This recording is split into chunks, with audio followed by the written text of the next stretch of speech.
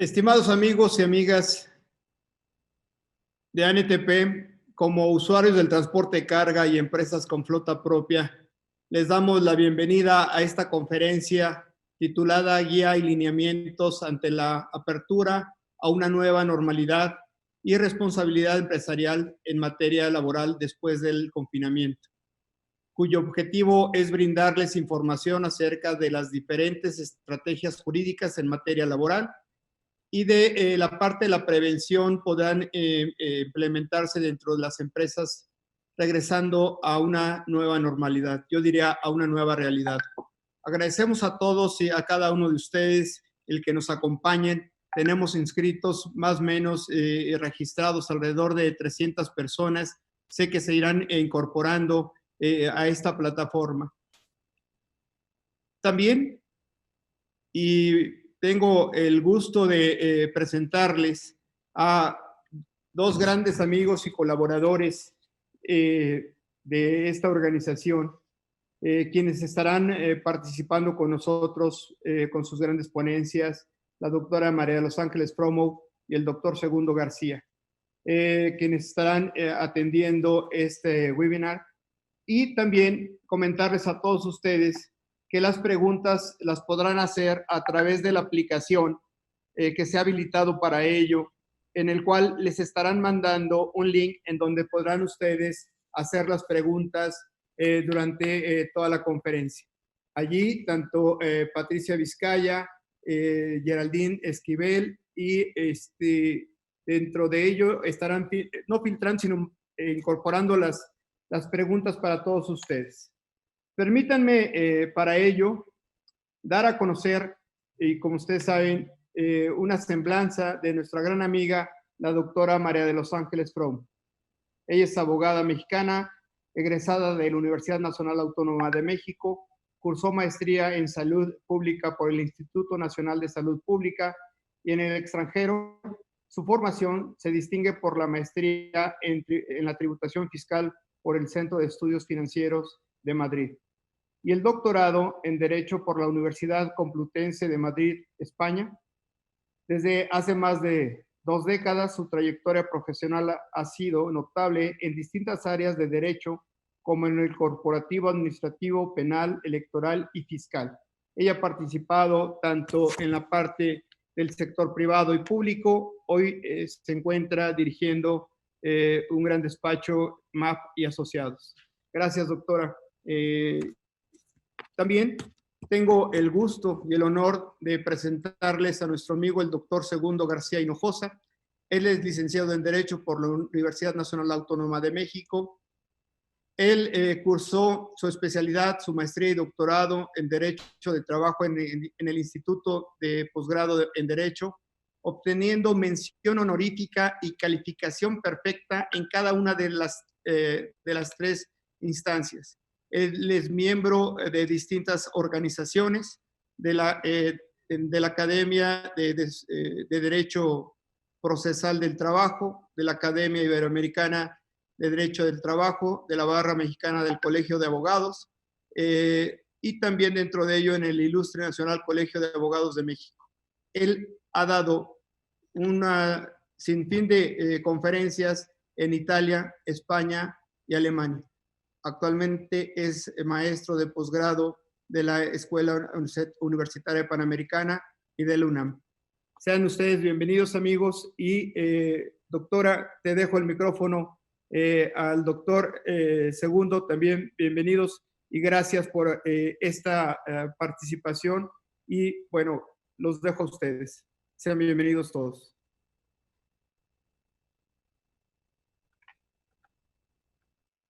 Tu micrófono, doctora. Listo. Muchísimas gracias a la Asociación Nacional de Transporte Privado por volverme a invitar a una nueva experiencia, a un nuevo esquema de participación y que en esta ocasión estamos esperando que sea un mecanismo de difundir una serie de acciones legales, de visiones, de criterios y que el día de hoy tengo el gran honor y privilegio de compartir este panel con el doctor Segundo García y quien sin duda ha sido para mí un gran maestro, un gran guía en la materia laboral, y siempre sus consejos, pues son consejos que hoy quisiera compartir con ustedes porque me han abierto muchas puertas, pero también muchos esquemas de cómo hacer las cosas posibles en la materia laboral. Y sin más, pues yo quisiera que en esta ocasión sea el doctor Segundo, que yo sé que es todo un caballero, pero que él exponga precisamente esta parte de muchas de las preguntas que nos dejaron los socios, amigos y distintos empresarios en el papel para que pudiéramos nosotros a lo largo de esta hora y media que vamos a estar platicando y conversando el doctor y su servidora, pudiéramos contestar. Y yo, doctor, si tú me permites, te cedo la palabra con todo el gusto y privilegio de poder estar hoy aquí contigo en este diálogo.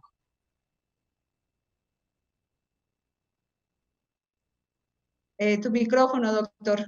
Creo que necesitamos Ya, activarlo. Gracias. ya Gracias, está doctor. activado. Ya está activado. Pues muchas gracias. Muy buenas tardes a todos.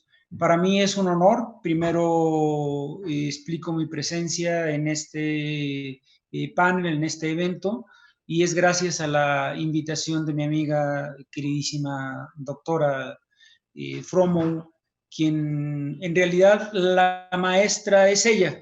La brillante es ella, la especialista es ella en todas las materias, porque ella conoce de todo, definitivamente. Eh, Ella ha hecho cosas muy relevantes en materia penal, en materia financiera. En materia laboral estuvimos trabajando juntos en un plan de reforma laboral que prácticamente concluimos en la etapa procesal, y cuando lo presentamos, desgraciadamente, nos cambiaron a nuestro secretario de Trabajo y fue ahí donde dejamos inconcluso nuestra labor. Pero viendo el resultado de la nueva ley, estamos seguros que plasmaron lo que nosotros realizamos. Yo creo que la doctora está de acuerdo.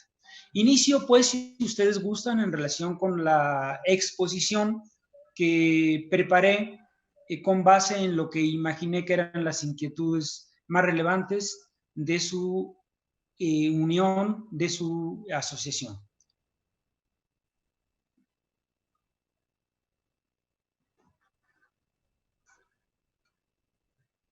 Hablando realmente de qué es eso de la nueva normalidad, que muchos dicen que constituye un equívoco, el decir que se trata de un regreso a una nueva normalidad, porque a lo nuevo nunca se regresa.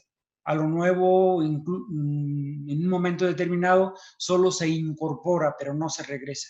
Y además, quizás siendo un poco críticos, diríamos, no es una nueva normalidad. En todo caso, es una nueva anormalidad. Bien, iniciamos platicando un poco de qué constituye ese concepto de nueva normalidad en México. En México está constituido, desde luego, por lo que implica una reapertura de actividades.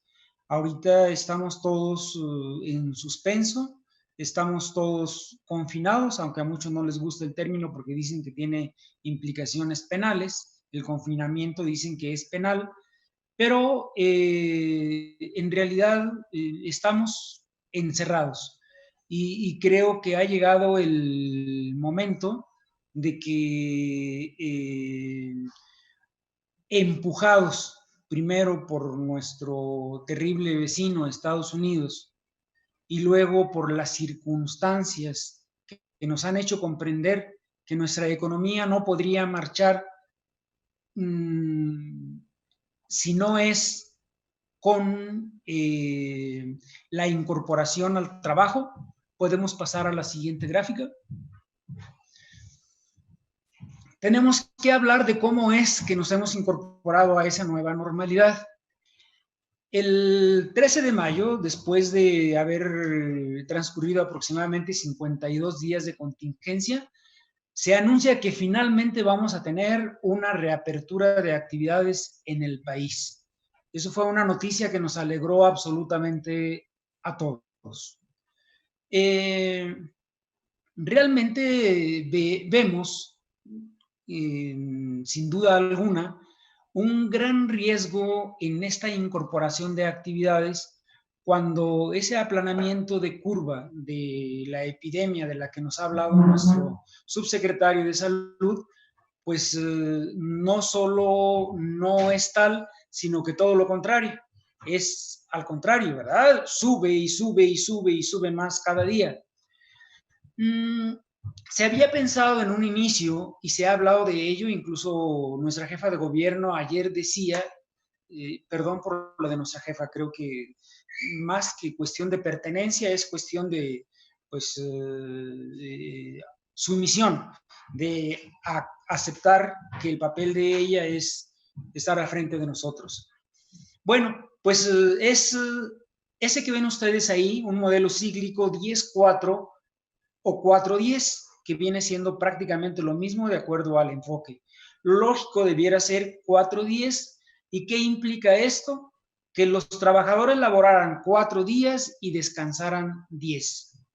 Yo quisiera nada más que los empresarios e incluso los trabajadores pudieran ponderar un poquito este atrevimiento de planteamiento de reanudación de actividades. 4 días, y digo yo, 4 días serían entonces los que se les pagarían y 10 días de descanso.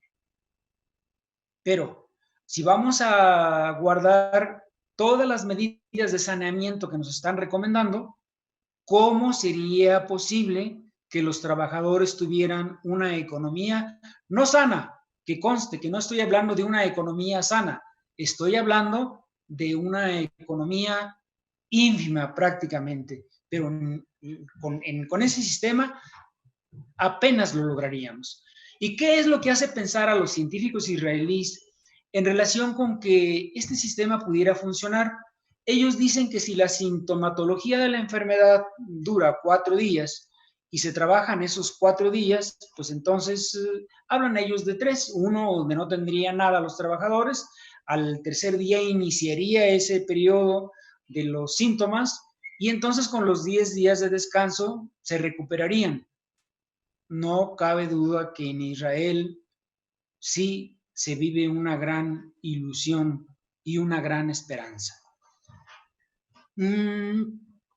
Yo creo que si hacemos caso a los israelíes, sí podría quizá lograrse que se contagiara un poco menos la gente. Yo no soy doctor en medicina, soy doctor en derecho y por lo tanto pudiéramos lograr que se contagie menos la gente.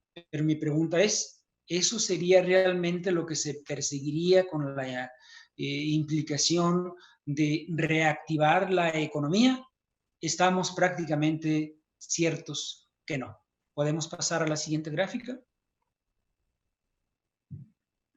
Bien, ¿cómo inicia todo en nuestro país? El 27 de febrero se declara la fase 1, una fase que a muchos de nosotros ya nos encuentra encerrados y enclaustrados en nuestras casas, porque antes de que el gobierno hiciera la recomendación de quédese en casa, ya prácticamente todos los ciudadanos lo habíamos hecho. No todos, porque se habla de un 60, de un 70%, pero así fue como inició propiamente la fase 1. Creo que tarde. Si hablamos simplemente, por ejemplo, de Uruguay, que es el único país americano que está dentro de los 43 países que tienen mayor dominio del contagio, y conste que a nosotros nos dicen que tenemos domada la pandemia, pero bueno, yo no veo dónde esté esa doma. Y lo que sí es cierto es que Uruguay lo logró y ahora solo tiene 20 casos de fallecimiento. ¿Qué hizo? Que apenas se le presentaron 4 casos, de inmediato realizó lo que nosotros llamamos la fase 2, que aquí en México se implementó hasta el 24 de marzo, como lo pueden observar ustedes ahí. De ahí finalmente nos esperamos también bastante tiempo para pasar a la fase 3. Aquí ya había bastantes dudas en la población en relación así realmente teníamos los datos correctos, que no es la finalidad de esta plática el cuestionarlos, pero ese era un sentir de la inmensa mayoría de los ciudadanos de nuestro país. Y finalmente, entre la fase 3 y el 1 de junio, eso hasta ayer, porque ahorita vamos a aclararlo, ahora ya no es así, pero entre la fase 3, 21 de abril, y el 1 de junio, ocurrieron bastantes cosas y se nos encomendaron también bastantes actividades para lograr el objetivo de poder incorporarnos a nuestras actividades. A eso se le llamó en un momento determinado etapa preparatoria. ¿Podemos pasar a la siguiente gráfica? Bien, ¿en qué consistía un decreto de la Secretaría de Salud? Vamos a explicar que son 4 las autoridades fundamentales que han participado en esta instrumentación de manual de salud, esta guía de sanidad. Es la Secretaría de Economía, la Secretaría de Trabajo, la Secretaría de Salud y desde luego el Seguro Social como parte fundamental, aunque sería la autoridad de menor rango dentro de la instrumentación de las medidas sanitarias. Ellos llamaron la primera etapa la liberación propiamente de los municipios, a los que llamaron sin COVID-19, con la condición de que no fueran vecinos de municipios que tuvieran casos concretos de COVID-19. Y aquí es donde ya se dejó sentir más la inconformidad de los gobernadores, que se había manifestado en forma tan expresa y además beligerante en muchas ocasiones, en relación con las disposiciones del gobierno federal, porque el gobernador de Oaxaca, quien tenía aproximadamente 232 municipios, ahorita lo vamos a ver en la gráfica correspondiente, es decir, casi todos, él se oponía a que se abrieran los municipios. De hecho, no se incorporaron todos los municipios a la actividad como estaba previsto. Y es más o menos explicable. Se nos antoja y todos sabemos que los municipios en Oaxaca son tan distantes uno de otro y tan diferentes y tan variopintos en relación con el número de población, porque unos municipios tienen 1,000 habitantes, otros tienen 1,500. Entonces, son sus habitantes personas que prácticamente nunca visitan a los municipios vecinos y entonces aparentemente podrían estar libres de la enfermedad, pero ellos no querían correr riesgo, incluso cercaron sus municipios con tal de que no tuvieran acceso los vecinos para que pudieran mezclarse con ellos. Los decretos que dictó el gobierno fueron el 14, el 15 de mayo y el 17, finalmente, por cierto, hasta domingo. Estoy hablando de memoria, desde luego, pero no creo equivocarme. Y ya en el último dividieron la etapa de reincorporación en 3 y dijeron, bueno, la primera etapa es esa, y los municipios a trabajar. Primero nos preguntaríamos si realmente tendrían en qué trabajar esos municipios. Hay otros, desde luego que sí, los de Jalisco, por ejemplo, los de Monterrey, pero son mucho menos en relación con el número, de acuerdo a lo que vamos a ver más adelante. La segunda etapa es lo que vimos en la gráfica anterior, que veíamos como etapa de preparación. Esa es lo que constituía la segunda etapa hasta ese entonces, hasta antier. Les repito, desde ayer ya es diferente. Y es que las actividades esenciales, que ya todos sabemos cuáles son, con los agregados de la minería, la construcción, ayer incluso nuestra regente, y desde luego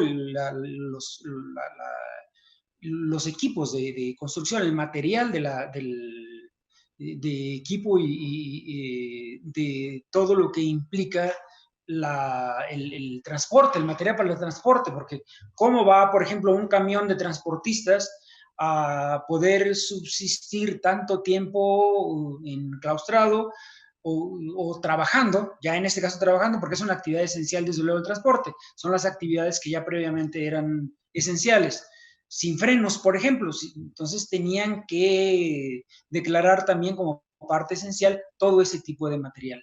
Y ayer el secretario de Turismo, Miguel Torruco, nos dijo que también el turismo se integraba y la jefa de gobierno integró también la producción de cerveza y la venta de bicicletas. Fíjense qué curioso. ¿Saben a qué atribuyo yo lo de la venta de bicicletas? Hace unos días, un periodista de Reforma, muy connotado, que escribe de lunes a viernes, se quejaba de que él había intentado comprar una bicicleta y que curiosamente en tiendas, no voy a decir el nombre de ninguna de ellas, pero en tiendas muy conocidas que estaban funcionando en algunos casos, por ejemplo en servicios financieros, el mandar o recibir remesas o dinero de otra índole, entre otras cosas, había bicicletas, se la había visto y decía yo quiero ir a esa bicicleta y le dijeron es que esa no está en venta porque no tenemos permitido vender bicicletas. Y él entonces tuvo que pedirla a una de las empresas más reconocidas a nivel mundial que pertenecen al hombre más rico del mundo, pero que tampoco voy a decir su nombre, ustedes lo investigan, para eso está Wikipedia, así que no hay problema. Bueno, pues a eso atribuyo yo el que hayan puesto lo de la venta de bicicletas, que además, si lo analizamos con detenimiento, yo creo que sí es útil, porque muchos podemos optar incluso por en un momento determinado usar las bicicletas y evitar la contaminación más con estas acciones que ha habido de nuestro gobierno en relación con el trato que se le ha dado a la energía. Bien, ¿en qué consiste pues esa segunda etapa? En esta etapa de preparación que se tenía planeado que se terminara para el 31 de mayo y que incluso autorizaba a las empresas de actividades esenciales a que si tenían concluidos sus trámites antes del 31 de mayo, pudieran ya iniciar sus actividades. Bueno, en las acciones de aplicación general para proveer la reapertura de todas las actividades. Es decir, en esto iban a trabajar tanto las de actividades esenciales como las no esenciales. Las no esenciales nada más no iban a poder regresar a trabajar el 1 de junio, pero sí iban a tener preparado todo para cuando les dijeran ya, adelante. ¿Cuándo les iban a decir ya? Bueno, todos tenemos esperanza, hasta los municipios. Y en el B estoy poniendo la elaboración de protocolos sanitarios para una reanudación segura. Esto lo vamos a ver continuamente en las recomendaciones que se hacen y en los ejemplos prácticos que les traigo para que veamos que los protocolos sanitarios es lo primero que se ve en la actividad de cada una de las empresas. Luego, la capacitación de personal para la seguridad en el trabajo. Es decir, aquí se refiere no al personal externo de instituciones de salud, sino al personal de las empresas que los mismos especialistas vayan capacitando para que ellos estén preparados y puedan lograr la instrumentación adecuada para el desarrollo de las actividades dentro de la empresa. Entonces, no se olviden, no estamos hablando de que se van a capacitar las personas por el IMSS o por la Secretaría del Trabajo o por alguna dependencia de gobierno. Aquí estamos hablando de la capacitación del personal por las mismas empresas. Una readecuación de espacios y procesos productivos. Eso es muy normal y también lo vamos a ver prácticamente en todas las industrias. Demos el ejemplo que demos en cualquiera de las industrias que yo les ponga como ejemplo, vamos a ver que ese va a ser también una condición prácticamente sine qua non. Luego, una implementación de filtros de ingreso. Otra exigencia también común y general. Y una sanitización e higiene del espacio laboral, que también lo vamos a ver en los ejemplos que le traigo. Por eso prefiero abundar, ahora que veamos en concreto los ejemplos, habiendo puesto ya como antecedente esto de lo que he explicado. Y la tercera etapa partiría a partir del 1 de junio. La tercera etapa es la que decíamos que se trataría de las empresas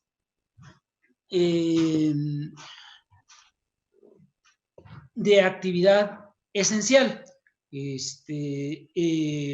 que incluso ya señalamos que podrían en un momento determinado iniciar sus trabajos antes del 1 de junio si ya estaban debidamente aprobados sus trámites ante el IMSS, que es la dependencia que se encargaría de realizar esa aprobación. Pasamos a la siguiente gráfica. Bien, ya decíamos que las industrias que se incorporaron últimamente, porque el presidente de la Cámara de las Industrias de la Construcción, el presidente de la Cámara de Mineros y de la fabricación de equipos de transporte, como les consta y le consta aquí a nuestro director general de la firma que hoy nos presenta, estuvieron en una actividad constante y permanente con las autoridades para que se lograra ese reconocimiento, que además era muy natural, pero que ahí nos ayudó de gran manera el empuje que nos dio Estados Unidos, y yo le llamo empuje por ser eufemístico, porque pudiéramos llamarle de otra manera, pero de no haber sido por Estados Unidos, quizá todavía tuviéramos problemas para ello. Ya explicamos que a estas actividades se agregaron el turismo. Imagínense ustedes qué problema tiene el turismo ahorita para ser realmente considerado como una actividad esencial. Qué bueno que se logra que se declare que es así, pero la verdad es una de las industrias, de las actividades más castigadas. La producción de cerveza, ese había sido un debate continuo desde esa desagradable cancelación del proyecto de Constellation Brands. La verdad es que se le había replicado bastante a nuestra máxima autoridad, y perdón por lo de nuestra también, se le había pedido que fuera un poco más indulgente y que dejara que aquellos que ya habían invertido y que querían darle empleo a nuestra gente, pues los dejara realmente trabajar, que lo único que querían era trabajar, pero bueno, al final no lo lograron. Y agregábamos la otra actividad, la de venta de bicicletas, que pareciera que realmente no tiene un gran significado, porque aunque muchísimos de nuestros escuchas y quienes nos ven se dedican al transporte, pues es otro transporte, porque aquí la bicicleta luego la tomamos como un transporte recreativo, como un transporte lúdico, ¿verdad? Bueno, entonces ya explicábamos, puede iniciar el 1 de junio, pero también antes. Si se aprueba, y es muy probable que muchísimos inicien antes. ¿Y por qué puede ser eso? Porque realmente ya todos los cuestionarios que se exigen para que pueda reiniciarse esa actividad ya están llenos, ya están solucionados, ya están incluso de alguna manera vistos y revisados con las autoridades correspondientes. Así que será nada más cuestión de que digan adelante, que nuestro semáforo, pues ahí yo iba a decir que se pudiera en verde, pero pues nunca va a estar en verde, que el semáforo siga en rojo, pero que en palabras les digan ya pueden ustedes trabajar. Y el señor presidente dijo que este era un acuerdo de buena fe y que por lo tanto bastaría con ese protocolo de llenar adecuadamente ese cuestionario para que se le pudiera aprobar. Para que vean que en todas partes existe ese principio viejo latino de bona fide. Pasamos a la siguiente, por favor. Bien, esas actividades que ahora, como explicábamos, ya no van a ser al 31 de mayo, sino que ahora van a ser al 15 de junio. Eso fue ayer. Seguramente en una próxima mañanera o una próxima vespertina o una próxima nocturna nos van a decir que ya no va a ser el 15 de junio. Y conste que no son deseos, son temores, ¿eh? Que quede eso perfectamente claro. Bien, siguiente.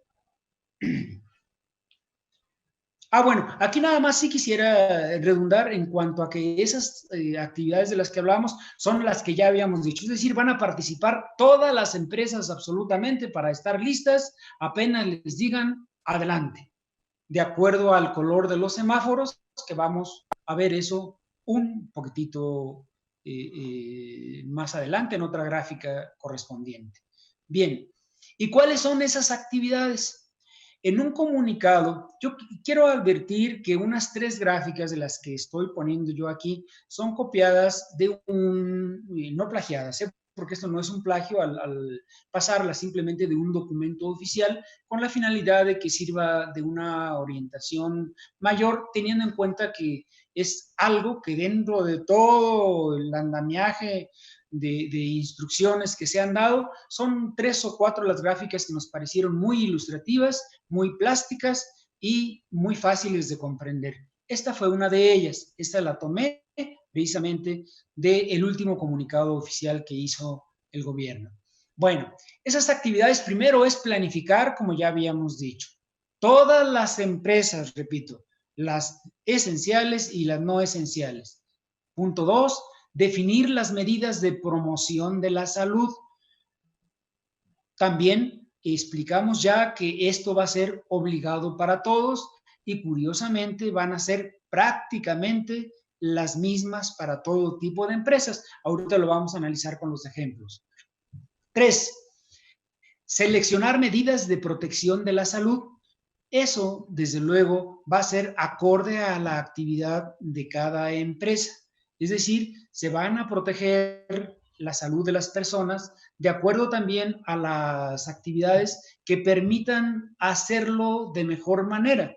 Por ejemplo, quienes tengan personas vulnerables por cualquiera de las calidades que han determinado nuestro subsecretario y secretario de salud, bueno, nuestro secretario casi nunca, ¿no? Nuestro subsecretario, digamos.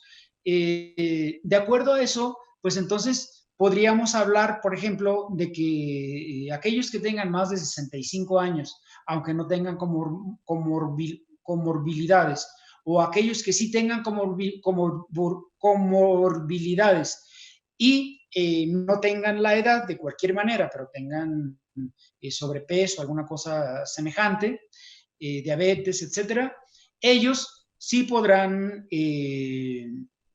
tener medidas diferentes, como por ejemplo abundar en el trabajo home office cuando lo puedan realizar, el trabajo en casa. El punto 4 es la información y la capacitación que se va a dar desde luego a todos los trabajadores dependiendo de su actividad concreta. Y desde luego entendiendo que se trata de políticas temporales. ¿Y por qué políticas temporales?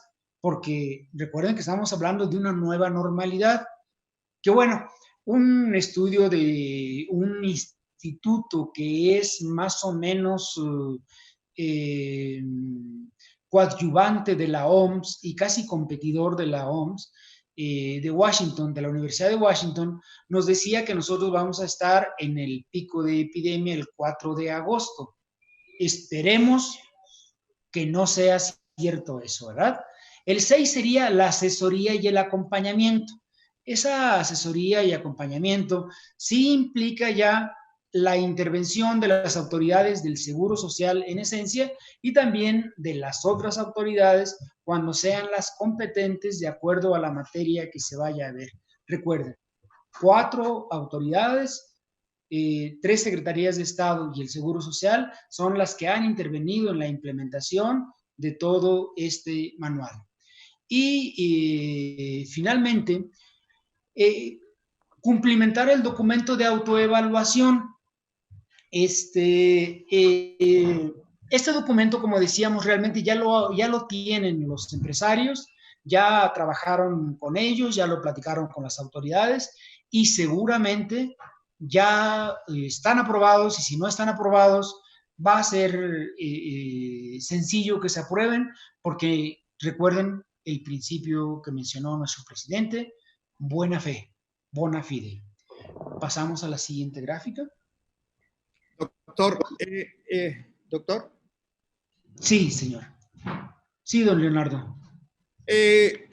Gente que nos está escuchando nos hace una pregunta, y aprovechando que estás cambiando de página, pudiera hacerte la pregunta, y en la medida que vayas explicando esta lámina, y si la vas incorporando también a la pregunta, te lo agradeceríamos. ¿Te parece bien? Me parece bien, aunque no me parezca, porque acuérdate que aquí tú mandas, así que adelante. Oye, doctor, mira, una de las preguntas nos dicen, doctor Segundo, ¿qué afectaciones en materia de seguridad social habría con estas nuevas medidas? Yo creo que las afectaciones serían muchas y variadas de acuerdo a las circunstancias. Debemos recordar que el Seguro Social aceptó, a final de cuentas, catalogar como enfermedad general la adquisición de la enfermedad del coronavirus.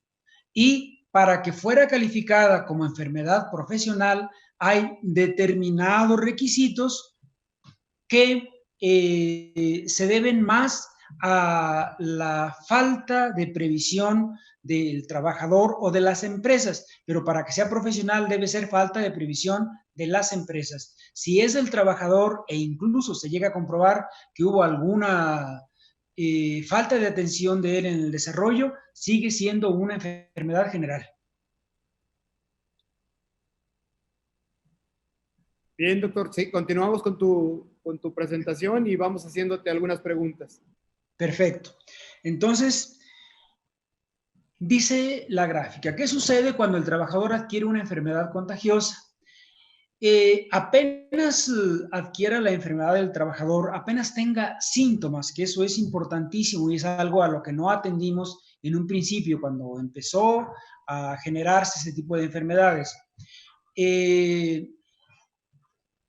Es motivo, desde luego, de suspensión de la relación de trabajo. ¿Y cuándo termina esa suspensión? Cuando lo decreta el Instituto Mexicano del Seguro Social, o antes, si la enfermedad cesa. Yo creo que antes nunca será posible, pero además aquí viene una gran duda. ¿Realmente el Seguro Social está atendiendo, como aquí nos lo plasman, en forma adecuada este tipo de enfermedades? Parece que no. Seguramente nuestros oyentes han tenido tristemente experiencias ya cercanas y han visto que en muchísimos casos no ha sido así. El seguro social ha sido casi inexistente en este tipo de casos. Pero vamos a ser gente creyente, vamos a pensar que hay razón para ello, y entonces pensemos en eso. Si es enfermedad general, el Seguro Social le da la suspensión, porque miren ustedes, ¿por qué mi duda? Por ejemplo, se hablaba de que hasta ahorita el Seguro Social, hace, no sé, como 7 días, llevaba 89,000 incapacidades extendidas por coronavirus. Y entonces la primera duda que nos surge, ¿llevaba más de las enfermedades que se han declarado que existen en nuestro país? Surgen muchas dudas, pero finalmente la plática no es en ese sentido, sino es realmente ver el aspecto laboral en la exposición. Las reglas que se siguen serán, como decíamos, una enfermedad general. Y el IMSS nos dio un comunicado también en donde nos afirma que se están alistando lineamientos para asesorar a las empresas a prevenir contagios. Vemos nosotros esos lineamientos que ya los dio a conocer y vemos que son exactamente lo mismo. Y esto es normal porque más o menos vamos acorde con los lineamientos que han establecido la OMS, la Unión Europea, la OIT, incluso la Panamericana de Salud. Entonces, creo que no hay nada nuevo. Es simplemente adaptar las circunstancias de acuerdo a las necesidades concretas de cada empresa. Siguiente.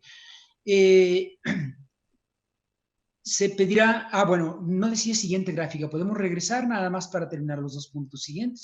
Bien, pedirá a los empleados que vayan a consulta al IMSS para evaluar si realmente están controlados. Yo ahí puse algo que les llama a ustedes la atención y dije, ¿de verdad? O sea, ¿ustedes creen en serio que el Seguro Social esté ahorita llamándole a los empleados o les vaya a llamar para que vayan a consulta al IMSS para evaluar si están controlados por las empresas? ¿A qué empresas? ¿A alguien se le ocurre que esto pueda ser verdad? Yo creo que no, ¿verdad? Bueno, entonces, ahora sí pasamos a la siguiente gráfica. Doctor, nuevamente, dentro de ello, le pediría, si te parece, a la doctora Fromo, tenemos algunos comentarios y propuestas que queremos hacerte en función de lo que vienes explicando. Adelante, doctora. Gracias. Doctor, una de las cuestiones que tú mencionabas en la pasada lámina y en la anterior era sobre el tema de los protocolos y cómo los debían seguir nuestros asociados. Se habla de guardar su sana distancia, de utilizar tapabocas, de adecuadamente, que sepan cubrir, que haya capacitación, que se utilicen en algunos casos, se han sido muy enfáticos dentro del Instituto de Seguro Social, utilizar lentes de protección y gogles, limpiar de forma constante en cloro las superficies, tomar las temperaturas, registrarlas, conservar los baños limpios, los comedores con las distancias correspondientes, lavar diariamente todos los vehículos, especialmente en donde vayan la carga, y las personas, lógicamente, que estén cargando, descargando y llevando actividades en el transporte, pues tendrán que tener siempre cuidado sobre los contagios. Mi pregunta, doctor, en relación a esto es, ¿qué pasa con los grupos vulnerables? Decíamos hace un momento, ellos tendrán que regresar en su momento o cuando usted lo consideren. ¿Cuándo ellos podrían ser obligados o no a regresar a trabajar? Y sería una causal de despido el hecho de obligar a alguien y que éste no aceptase, o tiene, como lo dicen, de buena voluntad, pero a raíz de las circunstancias puedan estar argumentando permanentemente que no están en condiciones de regresar. ¿Cuál sería tu recomendación específica sobre qué mecanismos utilizar en el trato adecuado y legal de estos trabajadores? Es muy importante la pregunta, doctora, porque en realidad el trato es diferente para aquellos que son vulnerables a aquellos que no lo son. A los que son vulnerables no se les puede pedir que regresen. En todo caso, están en una causal de suspensión, porque hacerlos que regresen es prácticamente arriesgarlos en una forma principalísima a que contraigan la enfermedad y mueran, máxime con el grado tan grande que tenemos nosotros de defunciones. Sin embargo, para todos aquellos que no son vulnerables y que no quieran regresar por miedo a contraer la enfermedad, yo me pregunto nada más, ¿qué empresa tendría que estarle pidiendo a los trabajadores que regresen? Y si estos no aceptan, entonces, ¿la empresa no trabajaría? No, a ellos sí definitivamente habría que despedirlos. Y es una causal de despido injustificado. ¿Sería injustificada en ese sentido? Justificado, perdón, justificado, claro, mil perdones. Porque, y eso, no. Sé que más adelante nos vas a platicar un poco de las juntas, por eso dejo pendiente cómo podrían hacerlos por las circunstancias que están viviendo las juntas también laborales y cómo funcionan. Quizás adelante en tu plática nos puedas completar. Dejo tu plática otra vez en este punto, pero era una de nuestras constantes preguntas que teníamos. Yo quisiera aprovechar este momento y también para que más adelante lo puedas tocar, doctor, si es posible. Entendemos que el diálogo entre el patrón y empleado es fundamental y en estos casos mejor. Sin embargo, el que muchos sectores industriales y el transporte de carga y aquel que no fue esencial tuvo que detener las operaciones y pudimos ver a muchos de la construcción, de lo que es el sector para la industria automotriz, la minería, entre otros que se tienen por allí. Pero pudieron aguantar hasta un mes, mes y medio, hay otros que no, etcétera. Entonces, ha habido algún diálogo en su momento, no nada más en el transporte, en otros sectores industriales, de poder convenir y bajar el sueldo. Y hago dos preguntas, una que está haciendo en el público, pero también la estoy incorporando a ese tema de transporte que es nuestro público clave. En ese sentido, dice, a los trabajadores de la UNAM por honorarios les avisaron que reducirán 30% su salario y a los de base siguen con el mismo salario. ¿Esto es procedente? ¿Esto continúa? ¿A qué clase, en qué línea se pudiera ir atendiendo? Lo dejo allí. Si gustas, continuamos con tu charla y lo puedes ir incorporando a las respuestas. Gracias. Todo gusto. Incorporaré las dos observaciones de ustedes con mucho gusto. Bien, pasamos a los municipios de la esperanza. La esperanza es una palabra bonita. Si Borges existiera todavía, seguramente se enamoraría de ella. A él le gustaba mucho todo aquello que sonara azul o que implicara azul, ¿verdad? Y la esperanza casi siempre ha sido azul. Por eso quise que tuviera un azul muy tenue, porque realmente mi pregunta es, ¿en realidad son municipios de esperanza? ¿En realidad los 213 municipios de Oaxaca tienen esperanza? ¿Esperanza de qué? Y los demás municipios, que además hay que recordar que ya no es el número que aparece ahí, porque de un día para otro cambian, porque no había contagio en un municipio y al día siguiente ya hay contagios y al siguiente también. ¿Y por qué no había contagio en un municipio? Porque no había habido pruebas. Eso es muy fácil de explicar. Entonces, pues lo dejo ahí, nada más para decir que es muy eufónico, ¿verdad? Cuando nos explicaban la raíz griega de eu, bonito, fonos, sonido, pues suena bonito, pero también sonaba bonito rayito de esperanza, ¿verdad? Entonces, seguimos adelante, por favor. Doctor, una pregunta en relación a esto, que ha sido también otra de las cuestiones que nos han planteado nuestros asociados. En relación a estos municipios de La Esperanza, hay empresas de transporte que sus operadores viven, algunos de ellos en estos municipios. Entonces, saldrían a trabajar y regresarían a trabajar. Muchos de ellos saben que el regresar no se les va a permitir. Y lógicamente esto hace una justificación para no presentarse a trabajar en virtud de que tienen una restricción de una autoridad, en este caso municipal o estatal, para que no estén saliendo, simplemente tengan que permanecer, puedan trabajar solo en el municipio o este hecho pudiera abrirse a precisamente a tener una mejor movilidad de los trabajadores y por lo tanto no sería una condición para no trabajar? Bien, no, en realidad es muy curioso cómo hay una confrontación entre las decisiones de los gobiernos de los estados y las decisiones del gobierno federal. Incluso, si recuerdan todos nuestros oyentes y quienes nos ven, desde luego, se habló de que en realidad había libertad para poder aplicar las disposiciones de salud. Sí, recuerdan ustedes que el presidente dijo, dejamos a los gobernadores que hagan lo que quieran. Creo que es una forma de aligerarse un poco la carga de llevarlo uno mismo. La carga es pesada realmente por todo lo que implica.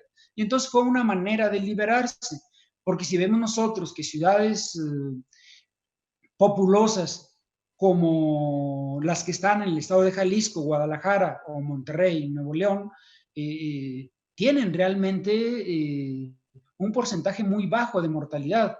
¿Y ha sido realmente por las disposiciones de la autoridad federal? No, ha sido por disposiciones de las autoridades locales. Entonces, creo que eso implicaría, doctora, que con esa lucha que hay de poderes, que además es muy lógico que un gobernador esté más enterado de la situación concreta de un municipio en cuanto a la salud que alguien que está en el centro del país, sin culpar a nadie, exclusivamente viéndolo con un punto de vista objetivo. Creo que tendría ahí en ese caso que prevalecer la decisión del gobernador y desde luego sería una causa de fuerza mayor y no se podría despedir al trabajador si al salir de su lugar de trabajo ya no se le permitiera regresar a laborar. Es un problema creado por el gobernador o por la autoridad federal al empresario que tendría que solucionarse a través de un convenio. Gracias, doctor. Pasamos a la siguiente gráfica, por favor. Y aquí viene lo de los convenios, viendo un poquito lo que nos comentaba don Leonardo y la doctora, de hecho. ¿Cómo es que ha podido salirse adelante en medio de una situación totalmente caótica en el aspecto económico? Pues a través de esos convenios modificatorios de las relaciones de trabajo.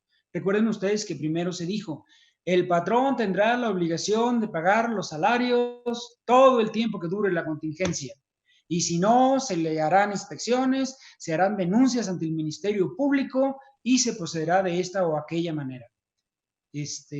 Cerrando incluso, ¿no? Aparte de que de acuerdo a la amenaza, pues terminarían en la cárcel. Bueno, al final hubo una reconsideración, creo que aquí, y hay que darle su lugar al senador Monreal, al senador Germán Martínez, al senador Porfirio Muñoz Ledo, desde luego. Son gente lúcida que ha entendido perfectamente que nuestro problema es más serio que pelearse simplemente con alguna de las partes. Y ellos han luchado mucho porque haya, incluso menciona mucho la palabra diálogo y unidad Monreal. Creo que hay que reconocerlo en forma expresa. En el Congreso tenemos a esos 3 senadores que son gente muy activa a favor de algo que fuera favorable para la solución de los conflictos. ¿Qué se ha hecho en relación con los convenios laborales?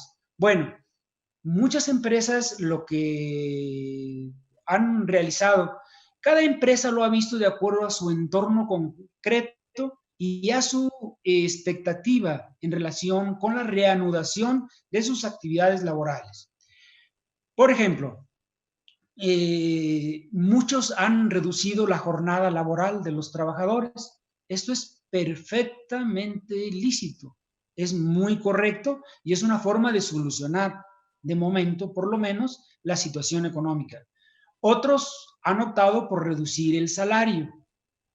Aquí, desde hace tiempo, desde 1996, la Suprema Corte de Justicia, a través de la segunda sala, declaró que se podrá reducir el salario pactado en las cláusulas de un contrato colectivo de trabajo y los beneficios obtenidos del clausulado del contrato a condición de que nunca sea menor del mínimo. Eso creo que es perfectamente explicable.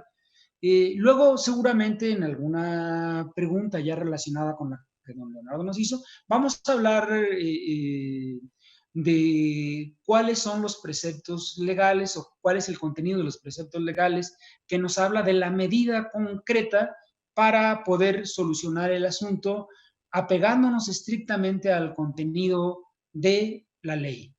Y otro tipo de convenios que se ha hecho ante conciliación es la reducción de los días laborables.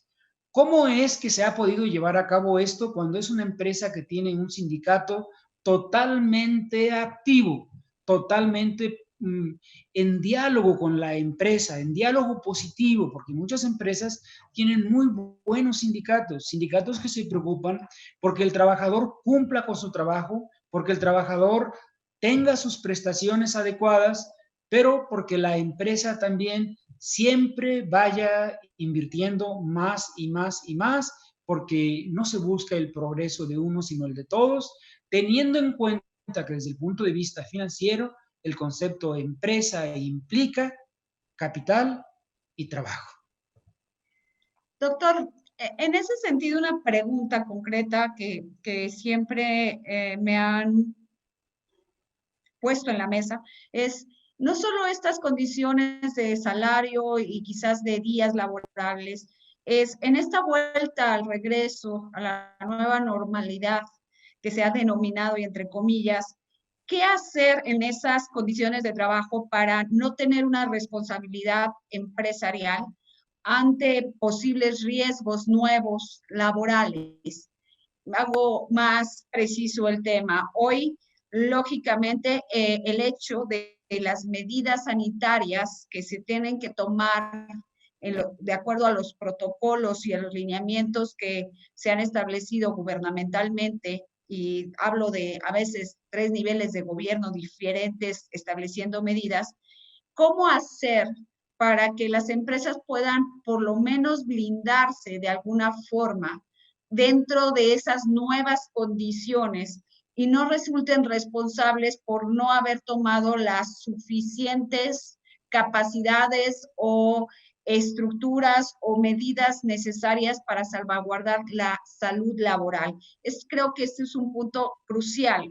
También debe hacerse a través de convenios modificatorios de las relaciones y señalar, por ejemplo, que los trabajadores deben seguir los lineamientos específicos que se les den para esta previsión de enfermedades? Definitivamente, definitivamente sí. Yo creo que hay que entender perfectamente que cualquier modificación que se quiera hacer en relación con las relaciones de trabajo tiene que ser a través de un convenio.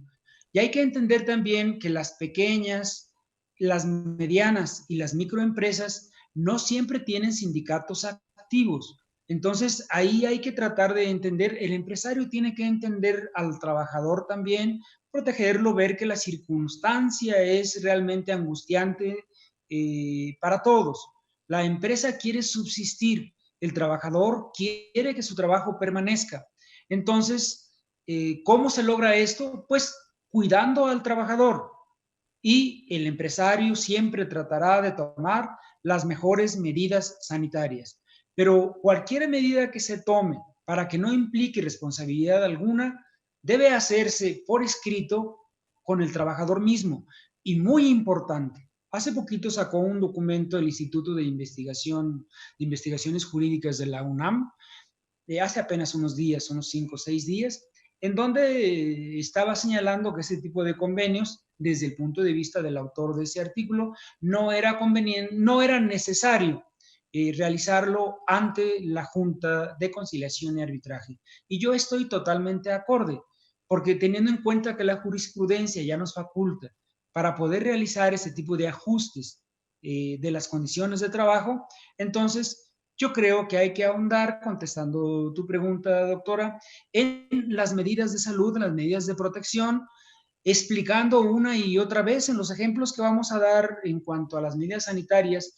Vamos a recalcar incluso que en algunas partes se estará voceando una y otra vez cuáles son las medidas que deben observar. No lo olvides, no lo olvides. Aquí, así como el César en su carruaje llevaba a un esclavo a su lado que le dijera, acuérdate César que vas a morir, pero eres mortal, porque eres mortal. Bueno, pues así también aquí siempre debe recordarse al trabajador que debe guardar esas medidas sanitarias para bien de la empresa, para bien de él, para bien del país. Doctor, tengo alguna pregunta y quisiera hacerla derivado de lo que nos están comentando, pero antes hacer un preámbulo, porque mira, las empresas que están en la cadena de proveeduría hacia las empresas esenciales, por ese hecho también serían consideradas como empresas esenciales para la autoridad en la parte sanitaria, en la parte laboral. Y en ese contexto, por ejemplo, empresas medianas o pequeñas que son proveedoras de ellas, a partir de qué número de empleados tiene que reportarle al IMSS todas sus acciones, los lineamientos que está estableciendo. Hay un número, por ejemplo, abajo de 50, si tienes 20, si tienes 100, son de los elementos, y ahí también muchas veces entra el tema del transporte, y el transporte que no estaba ahorita operando, pero hay otras empresas de proveeduría pequeñas o medianas que la pregunta es, ¿me consideran y tengo que incorporar también mis medidas? ¿Tengo que sacar mi registro? Esa es una pregunta. Sí, como empresa de actividad esencial, sí, definitivamente, sin importar el número de empleados que tengas. Eso es definitivo. Así lo ha dispuesto el Seguro Social. Y si soy un proveedor de esa empresa esencial o de esa rama esencial, soy un proveedor, ¿también tengo que hacerlo? Sí, es que recuerden que inclusive incorporaron debidamente la palabra cadena de producción, recuerdan ustedes, de producción y distribución. Eso es lo que hace que se caiga en esa categoría y se llegue a considerar como una actividad esencial.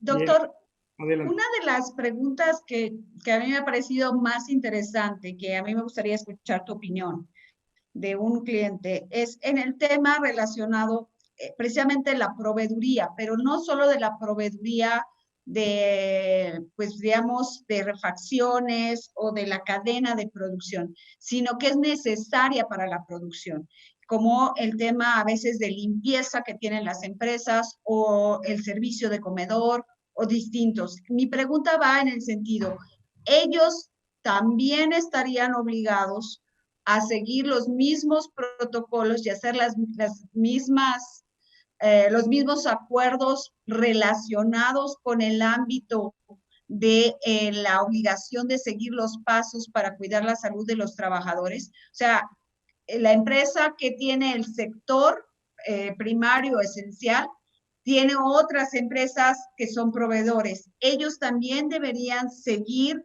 los mismos protocolos? Solo cuando se trabaje con empresas de actividad esencial. Es decir, los trabajadores de limpieza, si trabajan en una empresa, por ejemplo, una abarrotera grande, ¿verdad? No tienen necesidad de pasar por ese tamiz.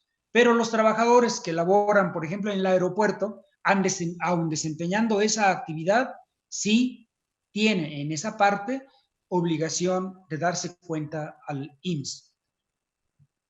Y es explicable, creo que es muy explicable el contexto, porque recuerden que, por ejemplo, en aeropuertos, y es uno de los ejemplos que traigo, pues vamos de la mano todos. Es decir, al entrar a un aeropuerto tenemos que cuidarnos de que las personas que están realizando la actividad de salud tengan ese control, ese filtro sanitario necesario para salvaguardar nuestra salud.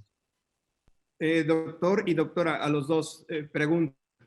Los riesgos en materia de contratos de home, el riesgo de la información y la relación laboral en caso de algún accidente, etcétera, etcétera. ¿Nos pueden hablar un poco más? Porque es parte también de lo que hoy se está recomendando para controlar la movilidad y disminuir el riesgo. Pero ¿qué pasa dentro de casa? ¿Hasta dónde cubre las horas, etcétera? Patricia Vizcaya ya no quiere trabajar después de las 9 de la noche y entonces, pues, ¿cómo está eso, no? Doctora, por favor, adelante. No, bueno, yo ahí dejaría, pero quisiera sí señalar, ha sido un debate muy intenso, una nueva forma de trabajar, una nueva perspectiva en ese sentido de sí tener límites y marcarlos desde los propios acuerdos laborales, que eso yo creo que va a explicar más el doctor, pero sobre todo teniendo incluso esas pausas necesarias establecidas legalmente para que la capacidad de una persona sí pueda dar el resultado necesario en el trabajo. O sea, trabajar más de 12 horas y lógicamente volveríamos a un esquema muy atrás de los derechos laborales y también, aunque sea home office, deben establecerse sus límites, deben establecerse esos mecanismos. Y bueno, doctor, no sé tú qué opinas al respecto.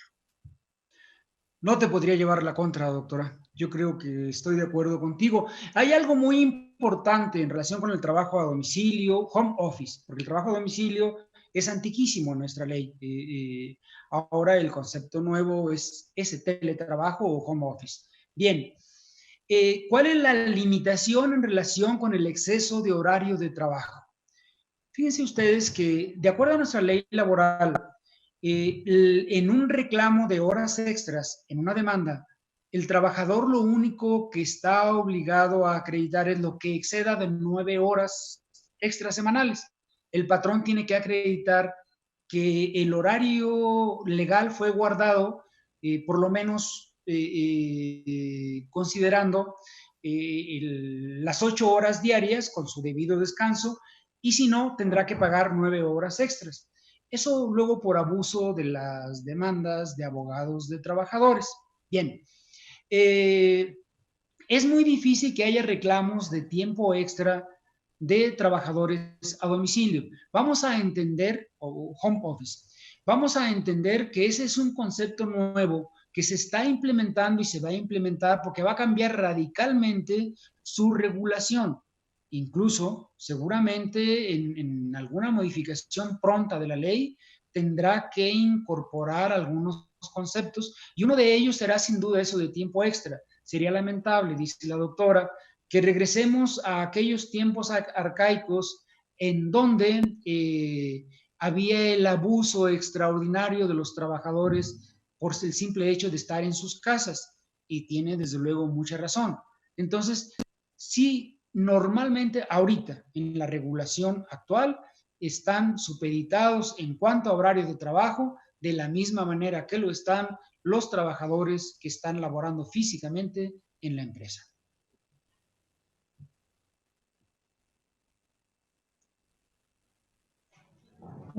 Tu micrófono, creo, Sí, gracias. Doctor, si quieres, continuamos con tu presentación y Con mucho gusto.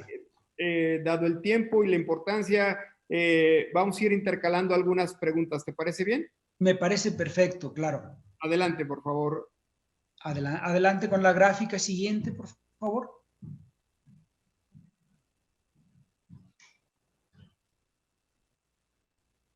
Se me hace que ya se nos durmió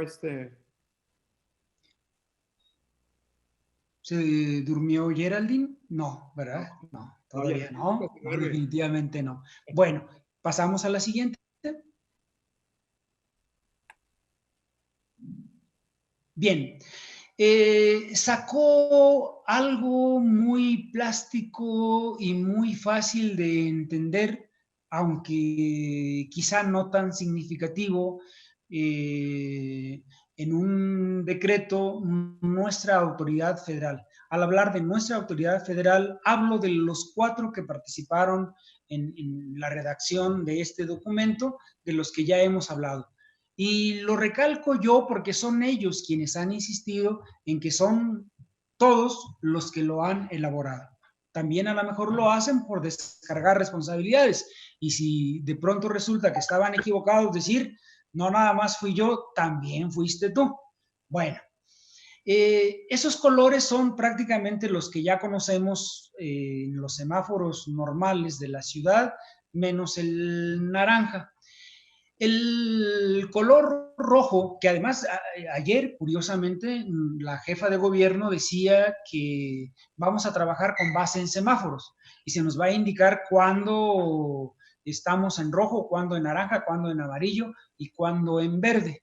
A lo mejor en verde todavía nos tardamos, ¿verdad? Pero bueno, en rojo quizá estemos mucho tiempo. ¿Y el rojo qué implica? La alerta sanitaria al máximo.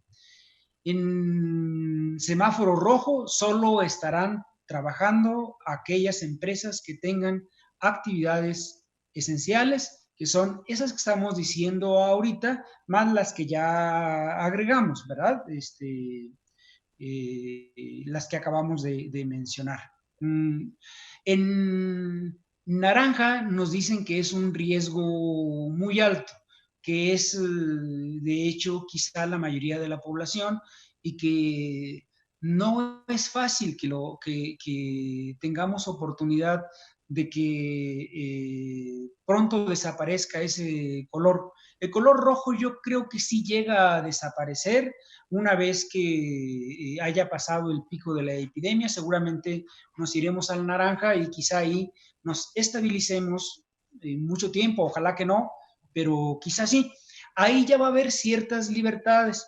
Pero fíjense que aun con estas libertades que hay tanto en el naranja como en el amarillo, el liberar algunas de las actividades recreativas, por ejemplo, lo de los parques en un 30%, lo de los cines, lo de los teatros, etcétera, en un 50%, pero paulatino. Primero trabajarás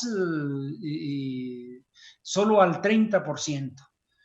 Eso desgraciadamente no va a lograr la reactivación de la economía. Entonces necesitamos forzosamente que pase pronto la pandemia. Ese es el ideal de todos, porque en realidad, imagínense ustedes, por ejemplo, un restaurante chico, un cine chico, un teatro chico, con un 30% de gente. Realmente los resultados económicos, ¿cuáles van a ser? Que difícilmente alcanzarán a pagarle a una parte de los empleados y tendrá que haber muchas separaciones, muchos despidos. Y eso ni empresarios ni trabajadores lo desean. Lo que queremos es ir todos juntos a solucionar este problema. Los semáforos creo que no nos solucionan las cosas y el verde, como decíamos, pues seguramente estaremos en los municipios de La Esperanza, ahí a la espera de que de pronto se presenten ante nosotros. Miren, les traía esa cifra del 12 de mayo, 668,000 pérdidas de empleos en nuestro país, 36 millones en Estados Unidos. Eso es alarmante para nosotros, para todos absolutamente, porque, a ver, vamos a hacernos esta reflexión. Como empresarios, ¿realmente podremos salir a la calle tranquilos? ¿De qué va a vivir toda esa gente si no es tratando de lograr su alimento, su comida, aunque sea a través de un acto ilícito? Eso es un temor muy, muy cercano y yo creo que muy válido, salvo la mejor opinión de nuestras distinguidas personas que nos están oyendo y nuestro panel. Señor, una pregunta que para mí es fundamental entender, porque creo que para muchos empresarios hoy está siendo un punto de partida. ¿Qué hacer ante una situación como lo está mencionando de crisis económica, ante la falta de ingresos de las empresas y la lamentable decisión de tener que recortar personal? En este momento, ¿cuáles serían como los 3 o 4 pasos fundamentales para poder hacer que ese despido sea un despido justificado y se tengan como las reglas específicas que pues no lleguen a consecuencias de sanciones o de situaciones que pongan todavía en mayor riesgo a la empresa, incluso en procesos jurisdiccionales, laborales o cuestiones de sanciones económicas? ¿Y cuáles podrían ser incluso las sanciones económicas que pudiera tener una empresa o sanciones de otra naturaleza ante pues estos incumplimientos quizás de que no vayan a correr al personal? Yo creo que es una de las grandes dudas, que hasta se señaló que podría ser un delito el correr a una persona en este momento ante esta situación, pero si la empresa requiere por su capacidad económica y su viabilidad, ¿qué hacer? En efecto, se llegó a señalar incluso que podría ser un delito. Y bueno, la pregunta es tan axial tan importante, tan definitiva, que yo creo que a quienes nos están viendo y escuchando hay que decirles que ahora sí ya paguen su inscripción, porque la verdad esto va a estar interesante y les va a gustar lo que yo les voy a decir como una solución para poder salir adelante en un caso muy paradigmático como el que nos está señalando la doctora. Bien, curiosamente, nuestras autoridades no declararon, fíjense bien, no declararon la contingencia sanitaria, sino declararon una emergencia sanitaria. ¿Y por qué lo hicieron? Porque esa simple terminología haría que los efectos fueran distintos. La pregunta que los abogados, que más o menos entendemos de esto, nos hicimos de inmediato fue, oye, pero ¿en serio? ¿En serio no es una contingencia, sino que es una emergencia? Y en todo caso, ¿podrías tú explicarme, tu autoridad explicarme, cuál es la diferencia entre una y otra? Pues en realidad, fíjense bien, no hay diferencia. No estamos hablando en realidad de una emergencia. Los abogados lo que van a hacer es defenderse como una contingencia laboral. ¿Y cuál es la enorme diferencia entre una y otra? La contingencia implica, y es a la que vale la pena acogerse como figura jurídica, es la que implica que tú demandes ante las autoridades correspondientes, juntas de conciliación federales o locales, transporte de carga federal, junta federal desde luego, transporte de carga local, junta local desde luego, demandes la terminación de las relaciones de trabajo, relaciones colectivas junto con el sindicato, desde luego, o demandárselo al sindicato si el sindicato no está de acuerdo. Se demanda al sindicato y se demanda a los trabajadores. Y el lograrlo, al final de cuentas, que desde mi punto de vista es muy sencillo lograrlo porque está ahí en la ley, el lograrlo implicaría que el patrón solo tuviera obligación de pagar un mes de salario a los trabajadores una vez que se obtenga el laudo favorable. Si ustedes recuerdan, les pongo un ejemplo que seguramente tendrán muy en la mente, el caso Cananea. El caso Cananea fue una terminación de causa de fuerza mayor, donde se dio por terminado el contrato con el sindicato y el contrato con los trabajadores. Bueno, pues es un caso semejante también, causa de fuerza mayor. Desde luego, el presupuesto no es exactamente el mismo, pero nunca en derecho los presupuestos son exactamente los mismos. Los presupuestos son diferentes, aunque las consecuencias, como en este caso, sean semejantes.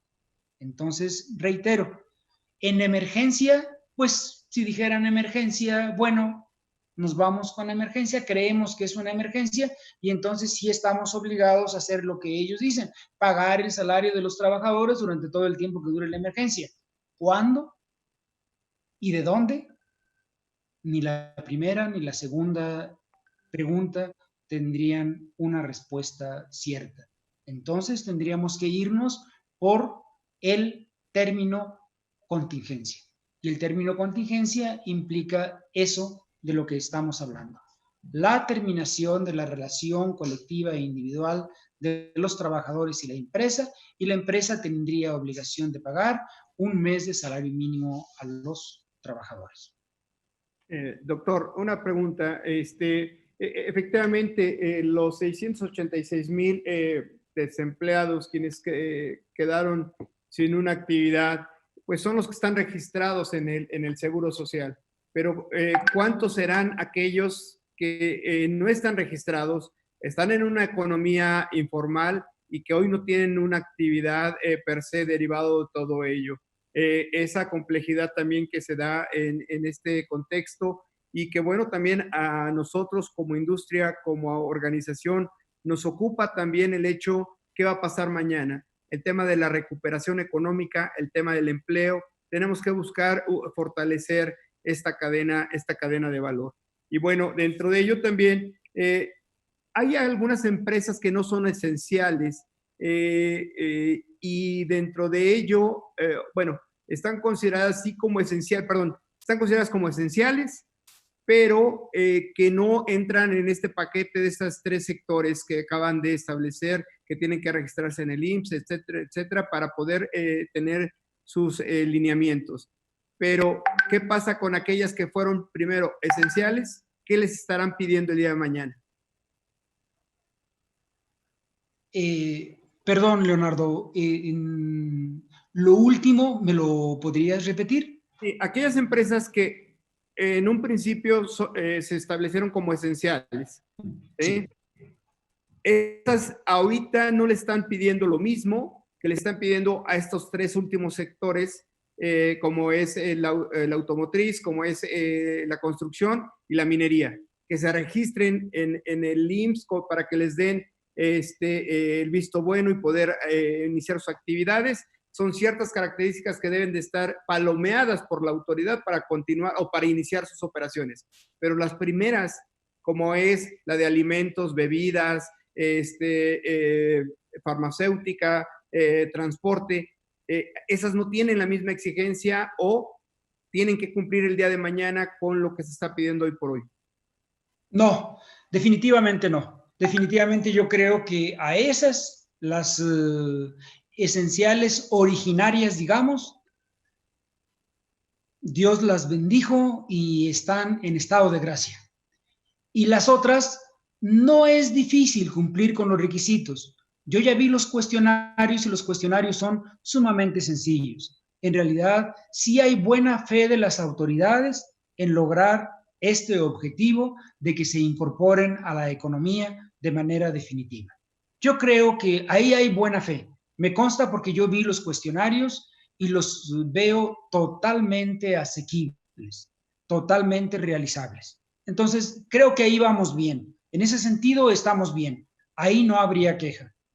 Lo que sí, yo quisiera abundar un poquito a lo que te referías, Leonardo, respecto del desempleo informal o el empleo informal, que prácticamente es lo mismo. Hace unos años vino G. Ryder, que es el director general de la OIT, y él se quejaba amargamente de cómo en nuestro país había tanta informalidad. Dios mío, decía, pero si yo volteo para un lado y veo trabajadores informales y volteo para el otro y veo trabajadores informales y en mi frente informales y en mi espalda informales. Esa es la verdad. Nuestro país ha tenido una gran cantidad de trabajadores informales y que es lo que ha ocasionado un gran problema también ahorita para poder tenerlos encerrados, porque pobrecitos, ellos tienen que comer. Sí, claro. Ellos tienen que comer. Ahí tenemos que vigilar por ellos. Por eso es por lo que debe interesarnos a todos la reactivación de la economía. Esas acciones que emprendieron el Consejo Coordinador Empresarial, Coparmex, etcétera, esas debemos nosotros necesariamente apoyarlas para que las pequeñas, las medianas y las microempresas puedan a sus 6 millones y fracción, las empresas son 6 millones y fracción, a todos los trabajadores que tienen esas 6 empresas, esos 6 millones de empresas que puedan realmente sostener su fuente de trabajo y que ellos sigan laborando, porque si no, esto va a ser realmente un caos que no vamos a poder nosotros enfrentar. Doctora, estamos ya sobre el tiempo, pero nos gustaría si nos regalan 10 minutos. ¿Se puede? Por mi parte, desde luego que sí, salvo que la doctora diga que no, pues a ella no le podemos decir que no. Con todo gusto, al contrario, muchas gracias por continuar con nosotros, porque creo que la audiencia ha continuado y esto ha sido. Yo quisiera, si me lo permites, doctor, tenemos pues unos minutos, si muy rápido pudieras, porque quienes conocemos tu presentación tienes pues 3 o 4 ejemplos muy concretos, si nos pudieras explicar estos casos muy rápido, qué ves en cada uno de ellos y cómo se han solucionado, un poco para que pues por lo menos nos quedemos con ganas de seguirte escuchando y podamos organizar una nueva plática. ¿Lo pueden poner en la gráfica, por favor? Perfecto. Alemania fue, dentro del fútbol de gran representatividad, la primera que abrió su liga. El domingo próximo pasado inauguraron nuevamente la Bundesliga. Y las medidas sanitarias que observaron fueron estas. Si ustedes ven, van a ser prácticamente las mismas que vamos a ver en los demás. El primer ejemplo, Alemania. Que Alemania, con la señora Merkel, realmente creo que merece todos nuestros respetos, toda nuestra admiración y todos nuestros aplausos. Pusieron en algunos lugares miles de cartones los aficionados en donde estaban impresas sus fotografías para que no se vieran los estadios. Qué tierno, ¿no? Para que no se vieran los estadios vacíos, para que las butacas se vieran llenas. Ellos dijeron, ahí van en cartones nuestras fotografías. Los equipos de fútbol, todos estaban concentrados en un hotel, con una persona por cuarto, cumpliendo muchos requisitos. Ante todo, algo que vamos a ver fundamental en todas las empresas y que seguramente todos los transportistas deben observar, esa toma de temperatura. En los vestidores los jugadores debían estar con la sana distancia, a 1,5 metros por lo menos de distancia, que es una distancia que vamos a estar nosotros viendo que se exige prácticamente en todos los casos. En los vestidores no podrían estar ahí más de 40 minutos. Tendrían que portar la mascarilla, algo que vamos a ver en todos los casos también. No se podrían bañar en los estadios, no habría foto grupal, no habría saludos, no habría abrazos, menos besos. Los europeos sí son dados a de vez en cuando propinar algún beso, ¿verdad? Pero ahí creo que algunos no se aguantaron y lo hicieron. Sería algunos de Monterrey también, a unos amigos que tenemos, yo conozco unos. Ah, bueno, pues estos algunos no se aguantaron y bueno, su subconsciente, si Freud estuviera, habría dicho, de este hablé yo cuando saqué mi teoría. Y no podrían salir del hotel sino solo los días del partido. Fíjese bien, esto fue Alemania, que ha sido ejemplo para nosotros en el trato de la pandemia. Vamos a la siguiente. Siguiente. Aquí ya hablamos de los despidos, 3 millones de trabajadores pidieron su seguro de desempleo en Estados Unidos y eso lo incrementó a 36 millones. Si eso aconteciera en México, porque sí tenemos un pequeño seguro de desempleo, ya saben ustedes que sí, ¿verdad? Por ahí está, casi nadie se da cuenta que lo tiene, pero lo tienen. Bueno, Estados Unidos en la industria automotriz, que también ya abrió y que fue precisamente Estados Unidos quien presionó para que se abriera esa industria y ayudó muchísimo para que se llegara a considerar como una actividad esencial. Bien, ¿qué hacen ahí los trabajadores? Llenan un cuestionario para saber si tienen síntomas.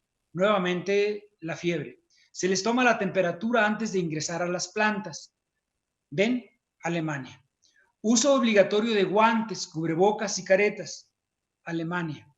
Distancia social de 1.8 metros, allá era 1.5, aquí son 3 metros más, entonces no hay gran diferencia entre cada trabajador.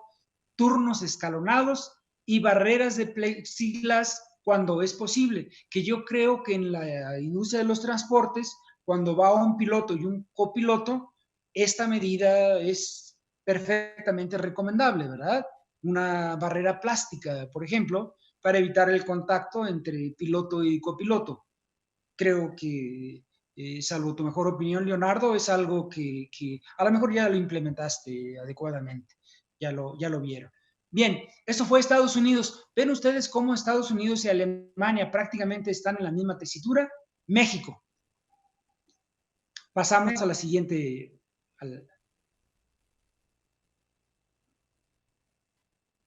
La siguiente. Siguiente gráfica es la industria aeroespacial. Bien, son las medidas sanitarias en las terminales aéreas. Recuerdan que hablábamos de los trabajadores, por ejemplo, de aseo, donde decíamos que ellos también tenían que sujetarse a estas medidas que vamos a ver, porque era necesario que todos tuviéramos la certeza de que todo el aeropuerto estuviera bien. Bueno, esto es en las terminales aéreas. Llegamos a las terminales y llegamos a documentar, debe haber una sana distancia.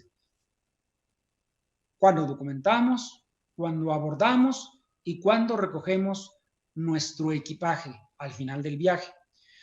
En la documentación del vuelo en mostradores intercalados, un mostrador sí, otro mostrador no. Ahora, yo quiero imaginarme en época de vacaciones si esto fuera posible.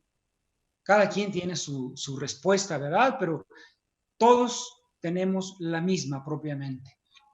Obligación de tener gel antibacterial en mostradores y en las salas de espera. Una toma de temperatura. ¿Ven ustedes cómo todo esto va siendo prácticamente lo mismo que Alemania y Estados Unidos? Encuestas de salud a quienes viajan. Recuerden, industria automotriz. Recordatorio constante de todas las medidas. Ahí es donde yo les hablaba antes del voceo, si recuerdan. Entonces, a través de los altavoces les estarán diciendo, recuerden ustedes que tendrán que tener sus manos limpias con gel. Recuerden ustedes que tendrán que tener su tapabocas. El pase de abordar electrónico para evitar contacto con teléfono celular del cliente. Ahora, como todos sabemos perfectamente, pues con nuestro celular ya para que sea rápido documentamos. Ya no se va a poder, vamos a llevarlo electrónico. Siguiente gráfica. Previas a los vuelos, las medidas. El uso del cubrebocas obligatorio durante el proceso del abordaje. O sea, seguimos con el cubrebocas desde la entrada hasta el abordaje. Una higiene manual y nebulización en toda la aeronave, incluidos los accesorios. Debo decirles que esto ya lo publicó incluso Aeroméxico y prometió observarlo al pie de la letra. Toma de temperatura, Alemania, Estados Unidos. Y formulario médico a tripulación y personal del aeropuerto, Estados Unidos. Automotriz. Previsión de caretas, guantes y cubrebocas, Alemania y Estados Unidos. Saneamiento permanente de todas las instalaciones del aeropuerto, Alemania y Estados Unidos. Similitud y adaptación de protocolos con proveedores y autoridades. Ahí es donde entra el Seguro Social con sus nuevos lineamientos que dictó, que ya les había platicado a ustedes, que los había dado a conocer y que eran exactamente los mismos. Es decir, no nos va a sacar nada nuevo. Si nos saca algo nuevo será seguramente porque habrá alguna novedad que tuviera que comunicarnos y que fuera desde luego para nuestro bien. Última gráfica, por favor. Ya los pasajeros están en el avión, ya están en la nave y estas son las medidas. Uso obligatorio de cubrebocas. Todo el proceso, su cubrebocas, salvo para tomar alimentos, obviamente, ¿verdad? Eso es solo que fuera por ósmosis, ¿no? ¿Verdad? O sea, y una despresurización de la cabina. Se invierte el orden de acceso al avión, es decir, aquí sí, algunos como los que están ahí en el panel van a salir perjudicados porque ahora van a ser los últimos que van a abordar el avión, ¿verdad? Gel antibacterial a las puertas del avión y en las salas itinerantes, Alemania y Estados Unidos. Uso obligatorio de mascarillas y guantes para toda la tripulación.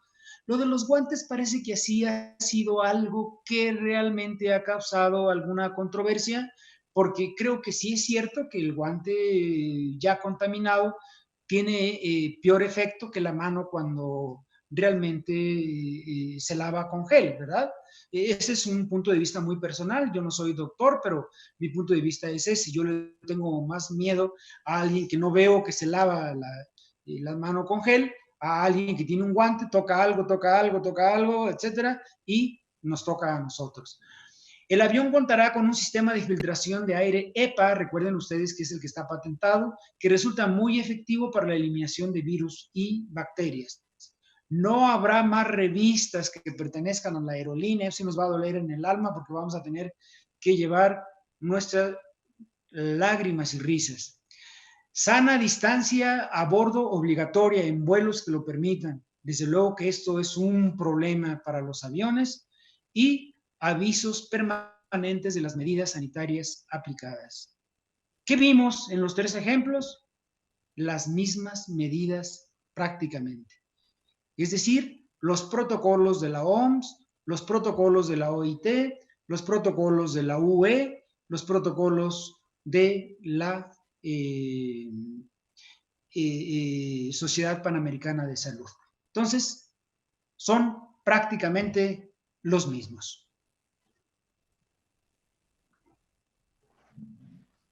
Pues, muchísimas gracias, doctor, de veras por esto. Yo quisiera terminar muy rápido, si me ponen 2 láminas nada más como mensaje concluyendo.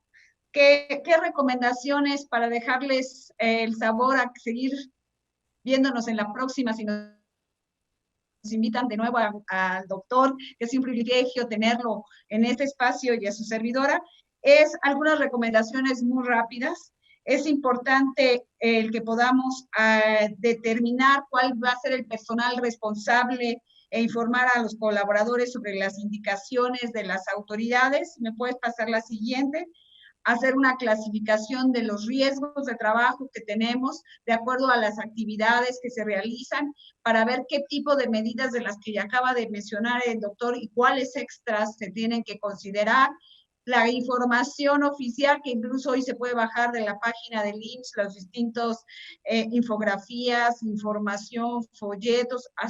Déjenme decirles que el curso, pues aquellos directivos que lo quieran tomar, que imparte el IMSS, es importante que lo conozcan, que lo vivan, porque es un buen curso, debo decirlo de esa manera.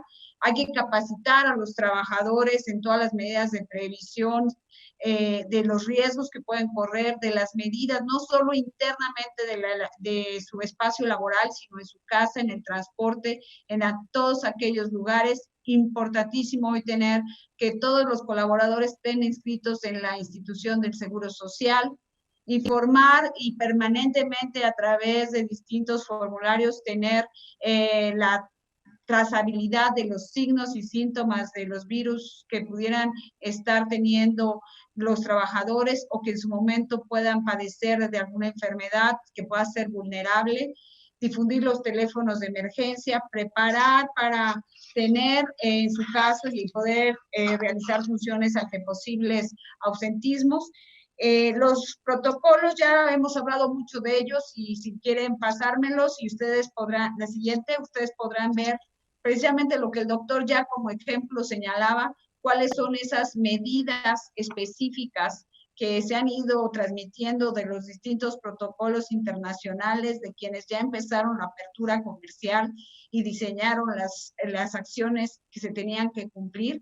Estos son pues lo mínimo, pero lógicamente si ustedes van tras todo lo que pide el IMSS, sería conveniente analizar qué sí y qué no. O quizás en otra plática, doctor, sería muy interesante saber tu punto de vista, por ejemplo, qué pasa con el tema de discriminación laboral ante un trabajador que en su momento tenga COVID, con la protección de datos personales, que son temas que están ahí.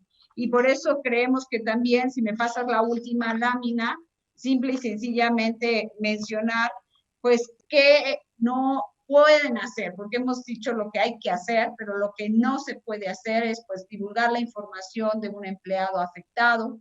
En las comunicaciones sobre las medidas de prevención y acciones contra el contagio, pues debe evitarse identificar a los empleados afectados. El tratamiento de datos de salud de cada uno de los empleados que hayan sido recabados o que en su momento pertenezcan a grupos vulnerables.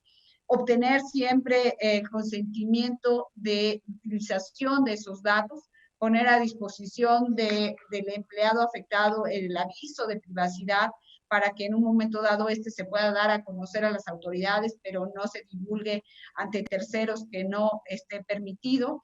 Y lógicamente que esos datos lógicamente se puedan conservar por parte de la empresa como un elemento esencial para la protección de uno de los derechos más importantes que consagra nuestra Constitución, que es el derecho a la intimidad. Creo que se nos quedaron muchos temas, Leonardo, se nos quedaron muchas ideas que pudimos haber compartido con el doctor. El doctor, la verdad, te lo agradezco el que me hayas aceptado formar parte de este diálogo contigo y aprender nuevamente muchas cosas de esa gran experiencia que tú tienes. Gracias a la ANTP por la invitación. Gracias a todos, ha sido un placer. Leonardo, muchísimas gracias. Doctora, la verdad es que tu invitación es una orden para mí. Sabes que te admiro, te estimo y te considero de lo más brillante que hay en nuestro país. Geraldine, un gusto conocerte. Doctora. Gracias, doctor, por acompañarnos. Gracias, doctora, por su participación dentro de esta conferencia tan importante para todo el sector. Bien, doctora Promo, doctor Segundo García, efectivamente, como dice María de los Ángeles Promo, hay muchos puntos que quisiéramos ir resolviendo. Esto da para más en la medida que vaya avanzando el tiempo y que tengamos que ir atendiendo pues puntos de vista y la parte de la legalidad desde el principio y la salud de todas las familias en México. En todo ello estamos inmersos, estamos trabajando con nuestros amigos autotransportistas que nos dan servicio, son socios y que dentro de todo ello también estamos trabajando para buscar un bienestar. Son temas en los cuales les pediría, si ustedes me lo permiten, invitarlos próximamente y en la medida que tengamos más acciones prácticas, protocolos, protección de datos, hay mucha información que también ahí les dejo, porque si no lo digo, mi equipo en ANTP me lo va a reclamar. Me decían que si el home office, también el patrón tiene que en algún momento dado que adecuarle todo su espacio como deba de ser. No sé cómo sea eso de cómo deba de ser, pero bueno, están pidiendo yo creo que a lo mejor una mejor cama, una computadora ahí al lado, etcétera. No sé, son ideas, pero sí agradecerles infinitamente el espacio que nos dieron. Quiero señalar que hubo alrededor de 370 personas conectadas en este webinar y agradecerles su espacio, su tiempo y pedirles que en la próxima semana poderlos también invitar a un evento como este. Muchas gracias. La verdad es que ese número que tuvieron de gente oyente y gente que estuvo con nosotros es un número extraordinario. Se debe a la calidad de los eventos que organizan. Gracias. Un abrazo para todos. Gracias a todos quienes nos acompañaron. Muchas gracias y nos vemos pronto. Un abrazo y que toda su familia esté bien.